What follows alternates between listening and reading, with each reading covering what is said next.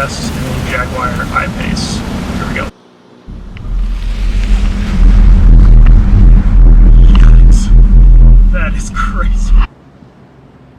So yeah, I got to go test drive a Jaguar I PACE recently, and holy cow was I impressed with this car. I could list off all the specs about this car, but I don't think any of those accurately describe what it's like to drive this vehicle. So after hanging out with this car for a little over an hour, here are my thoughts. Before I get started, I just want to give a special thank you to Jaguar Easton here in Columbus. They did not sponsor this video, but they did let me take this car out for a couple hours and shoot a bunch of footage for this video. So if you're interested in checking out this car or any other Jaguar in the Columbus area, I'll have their website linked down below to check out.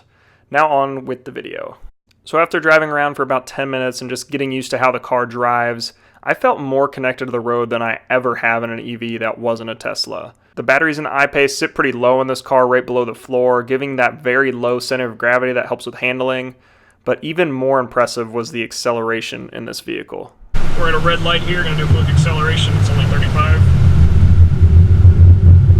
But that is just incredible. You got so much power in this car. Holy cow. So yeah, as you can see by my reaction, this car is incredibly quick. I've driven a Nissan Leaf and Chevy Bolt, which are both pretty quick in their own regard, but I felt like those are almost a little bit shaky sometimes when accelerating. And in this Jaguar, I did not feel that at all. It was completely solid through the whole launch. They've also designed this car to be adaptable for a few different driving situations, and to deal with that, it has an adaptive air suspension. You can either set it low if you're going to go around the track, which I doubt people do in this car, but it's an option. Standard height is somewhere in the middle for comfort mode, and if you want to do off-roading, you can jack it up all the way for rougher terrain. I think most people just keep it in comfort mode, but those other options are available. Although this car isn't a Tesla, it does take some design aspects from their vehicles. Just like the Model S, these door handles slide out from the body of the car. Unfortunately, when you approach the car with the key in your pocket, the car doesn't present the door handles, but when you press on them, they slide out and then you can open the door.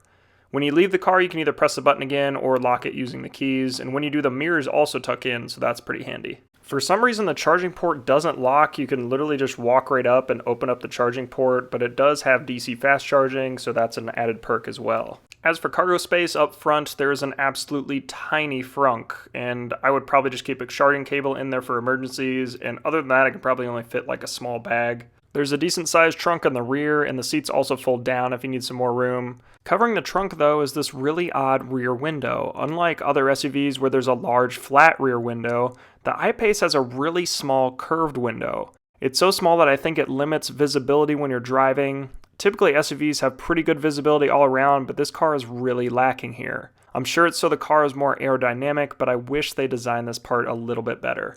Moving inside the car now, you can see this giant glass roof, again borrowing some design aspects from Tesla. Sitting in the driver's seat, you've got a whole slew of controls available to you. There's 3 screens in your view: the dashboard, media screen, and climate controls. On the dashboard, there is just some basic driver information, nothing really out of the ordinary here. But what is unique is this little heads-up display that sits right above the dashboard and is constantly in your view right on the windshield. It shows your speed, the current speed limit, and what gear you're in. I know I'm constantly checking my speed while I'm driving to make sure I'm driving near the limit, so having this constantly in your view is quite helpful. On the main screen there is tons of basic stuff, basically everything you would expect in a vehicle in 2019. You've also got Android Auto and Apple CarPlay available if you're used to using those. Since this car is electric, this is also where you can set up how much you want the vehicle to be charged, as well as some regenerative braking settings. Down below the main screen is this smaller screen where the climate controls sit, as well as window defrosting. And you actually set the temperature and vent level using this little dial, and if you push it in, you can also set the seat cooling and heating settings. Overall, these screens were pretty snappy, but I still don't think it quite compares to how well Tesla's units work. Just below those controls are your gear selection buttons, as well as some settings for the air suspension I mentioned earlier over on the right. On the steering wheel, you've also got controls for media, as well as cruise control and lane keep assist. Being a luxury car, there are plenty of controls to adjust the firmness and position of the seats, and honestly, I would have no problem sitting in this car for a few hours at a time. The back seats also have plenty of room. I'm about 6'4" and was able to squeeze in the back, and would definitely have even more room if you slide up the front seats. So overall, the cabin itself was quite roomy, but it still felt like a small SUV. I see a lot of people comparing this car to the Tesla Model X, and while it is a close competitor, the Model X does have more room and can seat up to 7 people. The I PACE only seats 5. So when the Model Y comes out, I feel like that'll be a more close competitor to this. But for now, I think this car is competing more with the Kia Niro and the Audi e-tron. Both quality EVs for people that don't want to spend the money for a Model X. I'm actually working on getting a test drive of an Audi e-tron, so if you haven't already subscribed, make sure you do that so you don't miss that video. So I think anybody that is going to buy this car is basically looking for 3 things. First, they want good performance. This thing definitely handles that, does 0 to 60 in 4.5 seconds.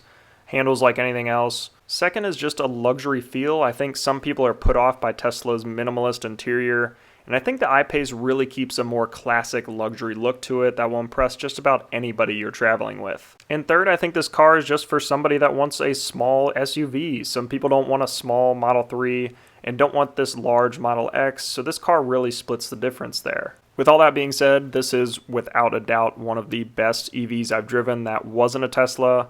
While it still might not beat it spec-wise, I think the I PACE is very close to matching them with driver experience. So look out, because EVs are getting good.